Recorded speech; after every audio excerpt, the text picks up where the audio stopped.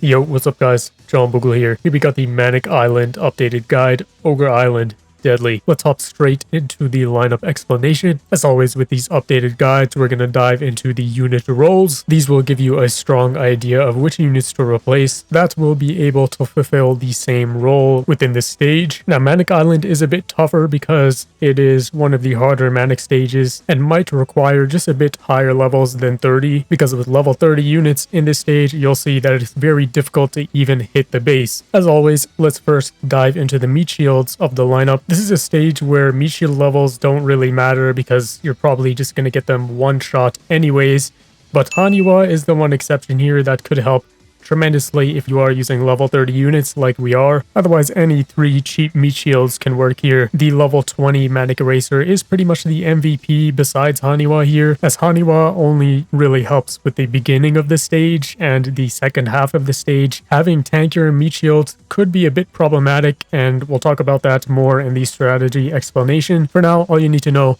3 meat shields is what I recommend. Level 30, of course. Level 20 Crazed / Manic, because I would hope you have Manic Eraser for this stage. Now let's quickly brush over crowd control units in this stage. This is pretty specific because there's not many options unless you're using the help of Ubers. We'll also pair this up with wave blockers as well. So crowd control units in this stage is completely optional, but the main thing you want to target for a crowd control unit in this stage is an anti-red crowd control unit, though bringing traitless crowd control units can definitely help out a lot, but there isn't many options for the no Ubers selection. But hey, if you have the Epic Fest Ubers, go ahead, blast them into the lineup. You don't have to use Bahamut and Ururun Wolf, but if you'd like to try, let's say, Cyberpunk in this stage, then you'll have to bring a wave blocker paired with it, because otherwise Cyberpunk will pretty much get instantly wiped out by a single wave if it does happen. So you could bring things like Octo as your wave block unit and Cyberpunk, or Octo and one of the Lugas. But the standard way here is just using Dread Pirate Catley, since it does outrange the Manic Islands and you can stack it up in the beginning. And if you do have the wave immune talent for Dread Pirate Catley, it just becomes even more easier. And this is why I say crowd control is completely optional in this stage, because that is a very specific recommendation which doesn't have that many replacements, because you're better off just scrapping the whole crowd control idea if you don't have Dread Pirate Catley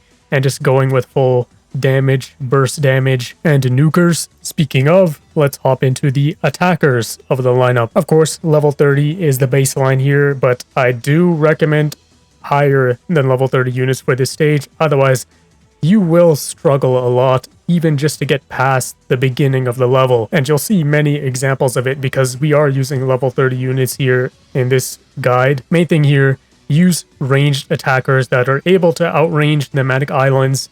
They're stackable. They have a decent amount of damage, output, and DPS when stacked up. Otherwise, you'll pretty much have no hope pushing forward in this stage. Just the general attackers like Cyborg, Drama Cats. Volter Cat can work, but it's not as spammable as the two. The bonus with Housewife / Volter Cat is that has that LD, which can help during the Berserkery wave. But of course, we have units like Courier for that. Speaking of the Berserkery wave, we would want a attacker that is targeting it, so anti-red attackers are very nice here. Of course, Courier being the main option.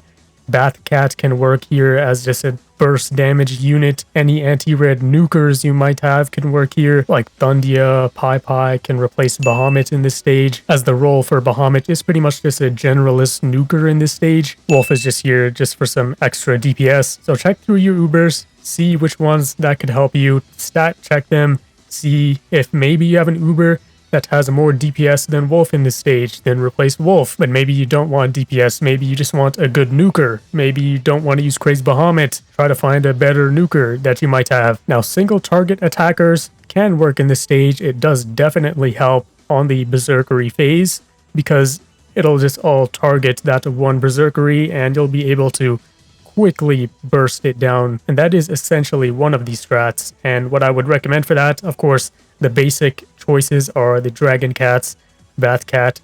Things like this can work in this stage, though generally you would want AoE damage because handling the Manic Islands is really the main issue, because Courier could handle the Berserkery on his own pretty much. Drama Cats being the preferred pick over Cyborg in this stage, because even at level 30, Drama Cats can survive a single hit from the Manic Island, if they don't crit, of course. But that pretty much wraps up the lineup explanation. In short, level up your attackers, you'll have a much easier time. Let's now hop into the strategy explanation.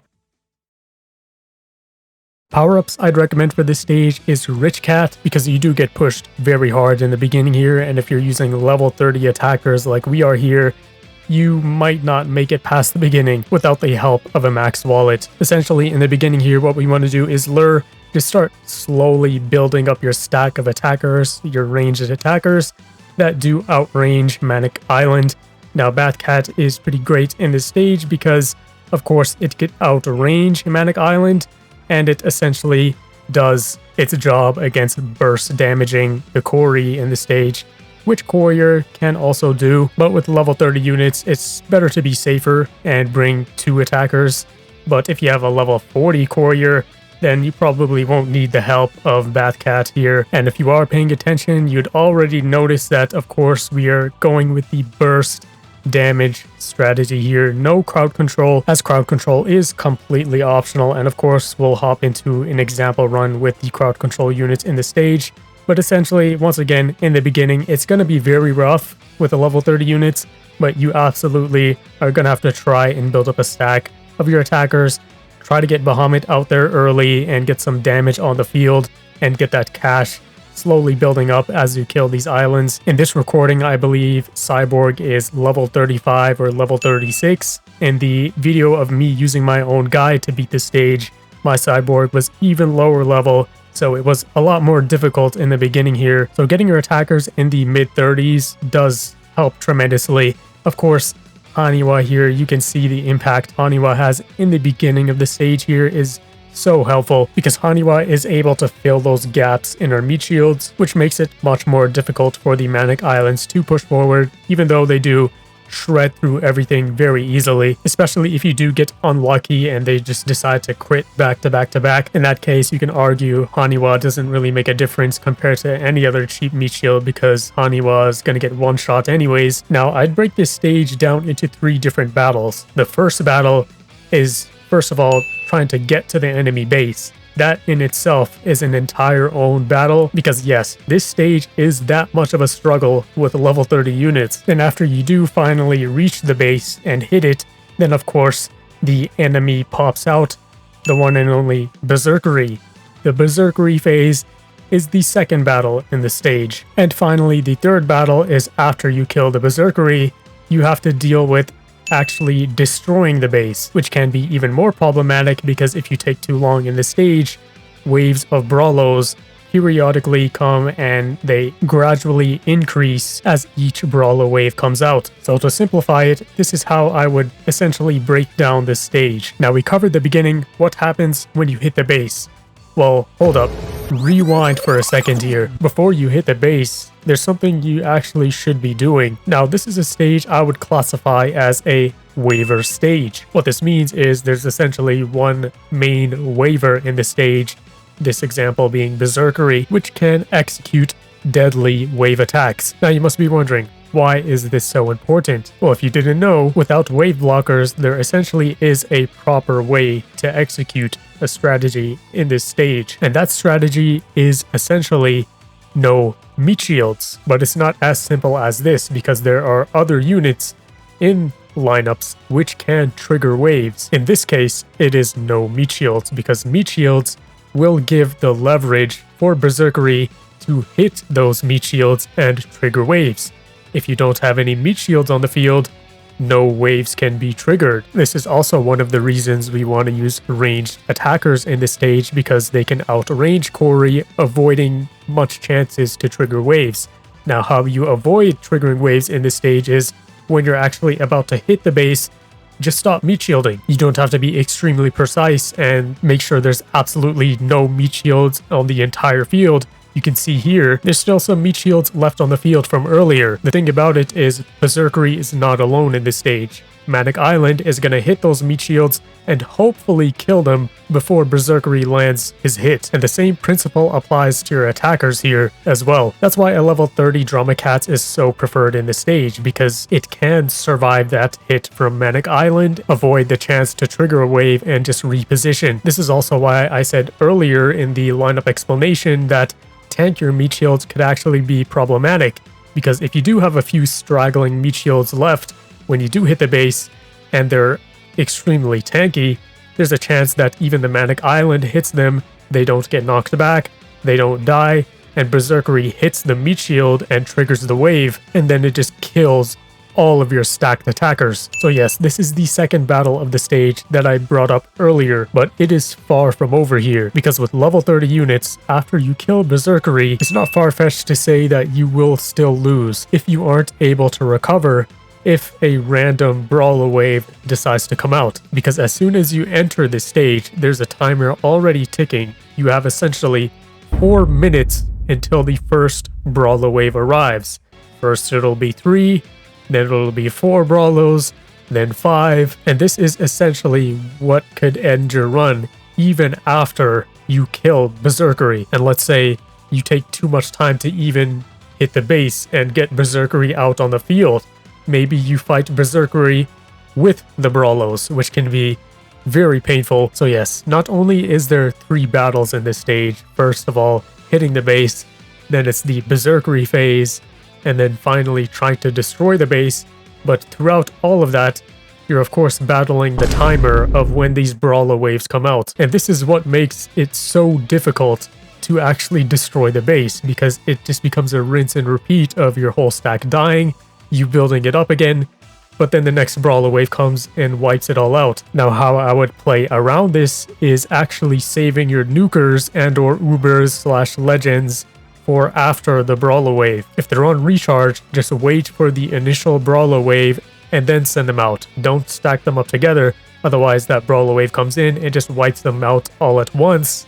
Then you have to wait even longer for the recharge, and by the time they're recharged again, the next brawler wave is already here. So kind of pocket your nukers for this half of the stage, because you essentially have 100 seconds between each brawler wave to first of all fight through the endless Manic Islands, which can be tough on its own, and with level 30 units, we all know that's its own entire battle. But in that 100 seconds between each brawler wave, you have to get good enough base damage to actually destroy the base. So this is why I would recommend saving your nukers, saving your legends, saving your ubers for after the brawler waves. You don't have to wait all of them out, because at that point you might just get overrun and die. But between each brawler wave, if you do have your nukers on recharge, don't send them out to die to the brawler wave. Try to wait for the right opportunity, and when you get close to the base, just go all out and try to destroy the base as quick as possible. So yes, not only can this fight be pretty difficult with level 30 units, it's also very tedious, constantly fighting this uphill battle while also having the timer ticking down for the brawler waves. And it becomes pretty comical, because in the using my own guide video,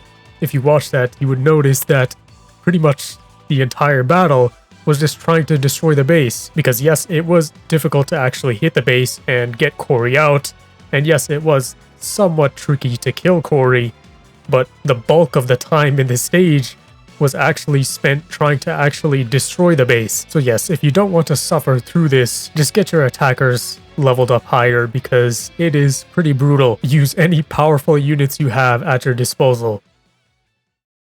Now we'll top into more example runs. Well, this one run being the one with the crowd control unit. I actually don't have Catley on my main account, so I had to use BCU for this gameplay, which I don't really ever do, because I think using BCU is pretty unrealistic at times, because you can just precisely level units and just repeat stages until you get the perfect run. But that's not really the case here. We're using the same levels with just Dread Pirate Catley. It essentially does play out the same. The difference is trying to find a balance between stacking your attackers and Dread Pirate Catley as well, because you do essentially want to stack the crowd control units you're using before you hit the base. That is ideal. That's why Catley works so well here, because it does outrange Manic Island. But the strategy does play out the same. No meat shields before you hit the base, but this time just stack up Catleys. Managing cash in this way can be quite tough, especially if your attackers just don't have the firepower to just constantly wipe out the Manic Islands quickly. The perfect example being right here. We're close to the base, but we weren't able to actually hit the base because we just didn't have enough attackers stacked up. You wouldn't really run into this issue if you were using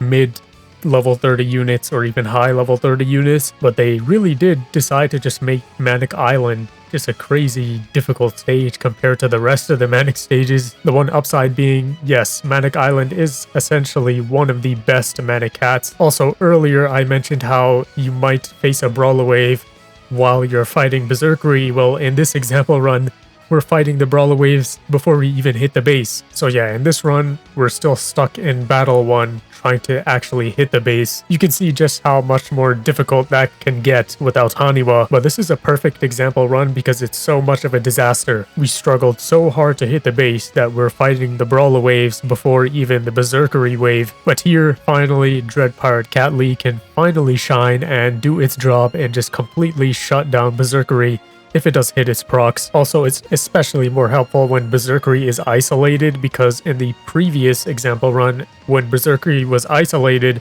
Courier would just run up to Berserkery and trigger a wave. Here, Catley can just knock back Berserkery, avoid that chance to trigger the wave. So yeah, that is the huge bonus of using Catley in the stage. And if you do have the talent, the wave immune talent, if you do happen to trigger the wave, Catley survives, still holds your ground, and still is able to crowd control Berserkery. So it is essentially burst damage versus crowd control, even though in the crowd control example here, we are using a mix of the two, which is what I would recommend, because you can't just go full crowd control and just keep Berserkery alive, because eventually Berserkery will hit a unit and wave if all of your procs fail, unless you are using a guaranteed proc unit. So yes, if you are struggling with that Berserkery wave, then try out Catley. If you do have it, it will help out tremendously. Only downside is that slot that you place Catley in will only help in one section of this entire fight, which happens to be the shortest, because you can see here just how brutal it is fighting these Manic Islands even just alone. And when the Brawler Waves happen, it becomes even more brutal. But that essentially wraps up the strategy explanation for Manic Island. Don't stress if you aren't able to beat this stage in the first try, because even if this BCU run right here, yes, it was on first try, but it was such a horrible disaster run. You just have to make sure not to give up at any point in this fight, because it is a constant battle front to back. But yeah, that pretty much wraps this up. Drop a like if this guide helped you out. Subscribe if you're new. Join the hashtag Boogle gang. All videos I mentioned in this guide are down below, and Discord down below as well. It's been John Boogle, and see ya.